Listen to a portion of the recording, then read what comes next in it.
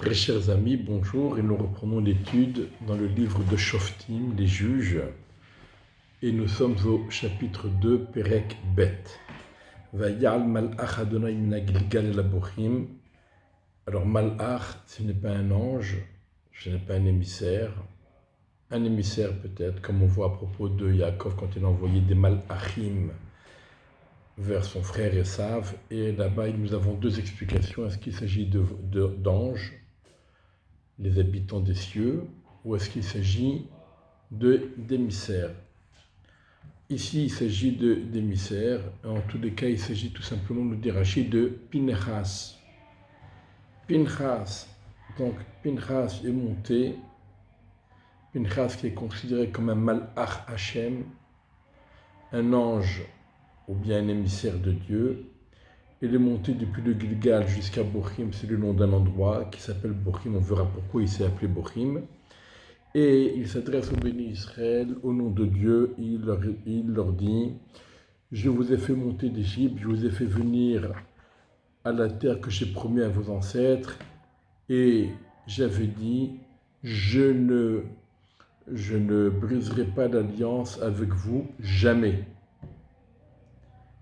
Et vous ne devez pas contracter d'alliance avec l'habitant de la terre, et vous devez détruire leurs autels, les autels qu'ils avaient construits pour le service aux idoles et aux astres.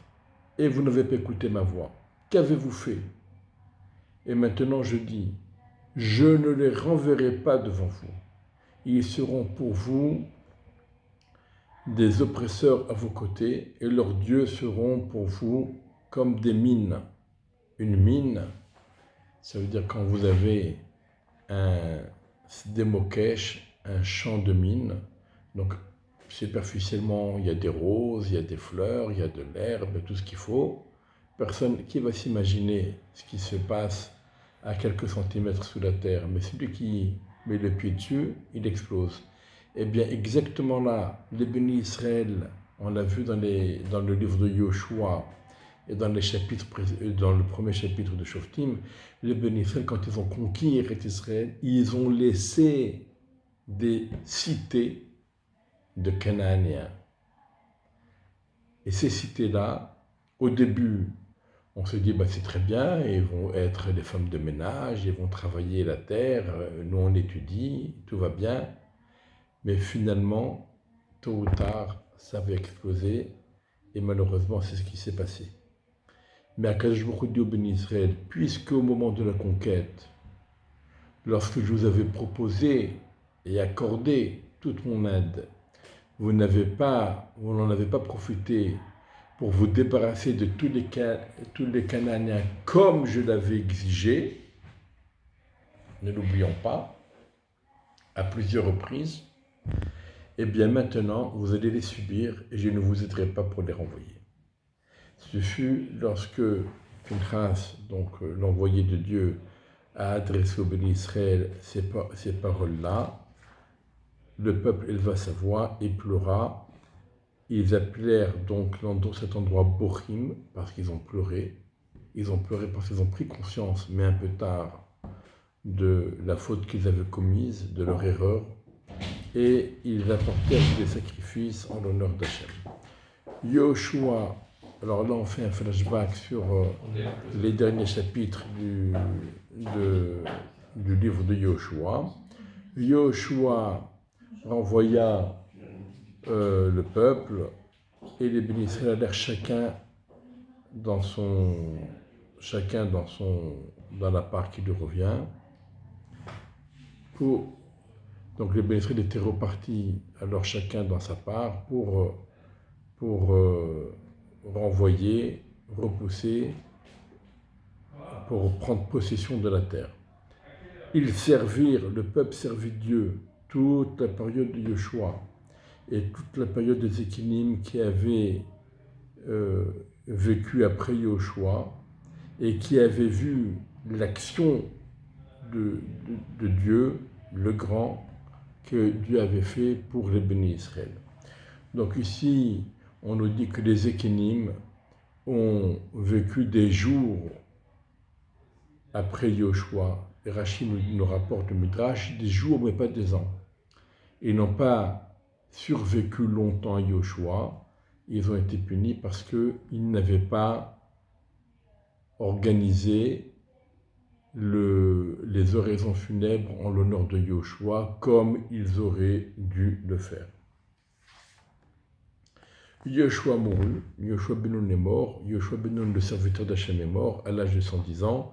Ils l'enterrèrent dans les frontières de son territoire, à Timnat-Heres, au mont Ephraïm, au nord de Har-Gaash. Har-Gaash, donc la montagne, mais ça veut dire également la montagne qui tremble, c'est qu'ils ont été punis et la montagne a tremblé comme si elle voulait écraser les bénis Israël qui n'avaient pas accordé à Yoshua ben Nun le respect qu'il méritait. De même, toute cette génération mourut et une nouvelle génération est venue derrière eux qui n'avait pas vu, qui n'avait pas perçu la présence d'Akadosh Baruch Hu et l'action qu'il avait fait pour les bénis Israël. Et donc, les bénis Israël firent le mal aux yeux de Dieu. Ils servirent les Béalim. Donc, ils ont servi les divinités étrangères. Ils abandonnèrent Dieu, le Dieu de leur père, qui les a fait sortir d'Égypte. Ils allèrent et suivirent des dieux, d'autres dieux parmi les dieux des peuples qui se trouvaient autour d'eux. Ils se prosternèrent à eux et ils éveillèrent la colère de Dieu. Ils abandonnèrent Dieu. Ils servirent le Baal et les Ashtaroth. Veillechar Afadonai Israël, la colère de Dieu s'emporta sur Israël. Vayitenem Beyad Shosim, il les livra entre les mains des piétineurs qui les ont piétinés. Ils les vendirent aux mains de leurs ennemis autour et ils ne pouvaient plus faire face devant leurs ennemis. Donc il n'y a plus l'aide de Dieu. Et sans l'aide de Dieu, les bénis Israël sont livrés aux mains de leurs ennemis. Shosim, c'est ceux qui piétinent. Comme on dit dans le chant de l'Echadodi, Vehayu limshisa shosaïr. Ceux qui te piétinent, ceux qui piétinent le Shabbat, seront livrés au piétinement. Là où ils sortaient, chaque fois que les bénis Israël sortaient en guerre, la main de Dieu était contre eux pour les faire perdre, comme Dieu l'a dit et comme il le leur a promis. Et donc ils furent extrêmement opprimés et oppressés. Mais, je crois, pitié des bénis Israël. Dieu mit en place des shoftim. Shoftim, pas dans le sens de juge, mais dans le sens de guide, des guides qui les ont sauvés de ceux qui les piétinaient. Mais même à leurs juges, ils n'ont pas écouté, car ils s'étaient détournés vers d'autres divinités et ils s'étaient prosternés à eux. Ils ont dévié très vite du chemin que leur père avait suivi, celui où on écoute les ordres de Dieu. Et eux, ils ne firent pas ainsi. Ils ne veulent plus écouter les ordres de Dieu. Évidemment, on sait bien, le judaïsme, ce sont 613 mitzvot de la Torah, des obligations et des interdits, sans compter tous les décrets rabbiniques, etc. C'est pas très amusant. Il y en a qui trouvent cela comme une corvée, alors que quand on va dans les temples des voisins, c'est la musique, c'est la danse, c'est les repas, c'est les orgies, etc., etc. C'est beaucoup plus attrayant. Et donc la nouvelle génération qui n'avait pas connu, qui n'avait pas vécu un judaïsme intense comme était celui à l'époque de Moshe et de Yoshua, eh bien, ils se sont laissés entraînés par leurs nouveaux petits copains et c'est le début d'une assimilation. Et lorsque Dieu plaçait pour les bénis Israël des juges, des guides, alors Dieu soutenait le prophète et il sauvait les bénis Israël de ses ennemis durant toute la vie du prophète. Car Dieu se rétractait de les punir parce qu'il était à l'écoute de leurs plaintes et de leurs prières causées par ceux qui les oppriment. Mais dès que le prophète mourait, les bénis Israël revenaient et les bénis Israël revenaient sur leur mauvais comportement et ils suivaient de nouveau les autres divinités pour les servir et pour se prosterner à eux. Et ils n'ont rien lâché de leur mauvais comportement et de leur mauvais chemin. Ça veut dire que même lorsque le prophète il réussissait à leur faire teshuva, ce n'était pas une teshuva complète. C'était uniquement une teshuva au niveau du comportement. C'était momentané parce qu'ils avaient un moment de clairvoyance et ils comprenaient momentanément que pour vivons religieux, vivons heureux. Pour être tranquille, pour être heureux, il faut étudier la Torah et accomplir les mitzvot. Mais ça, dès que le prophète mourait, ils oubliaient très vite cette leçon et ils revenaient au mauvais comportement précédent. Et donc la colère de Dieu s'enflamma sur les bénis Israël et il dit, puisque ce peuple-là a transgressé mon alliance que j'avais ordonnée avec leur père, ils n'ont pas écouté ma voix, même moi aussi, je ne continuerai pas à rejeter les Cananéens de devant eux, ces peuples-là que Yoshua avait laissés, et il est mort. Donc on nous rappelle que Yoshua est mort sans avoir terminé totalement la conquête, d'une part, et en plus, les tribus avaient maintenu en leur sein des cités de Cananéens. Et tout cela pour mettre à l'épreuve les bénis Israël. Est-ce qu'ils vont suivre le chemin de Dieu et cheminer dedans comme leurs ancêtres l'avaient fait ou pas? Et Dieu a laissé ces peuples sans les rejeter rapidement. Il ne les a pas livrés entre les mains de Yoshua. Donc ici on a la double facette des événements.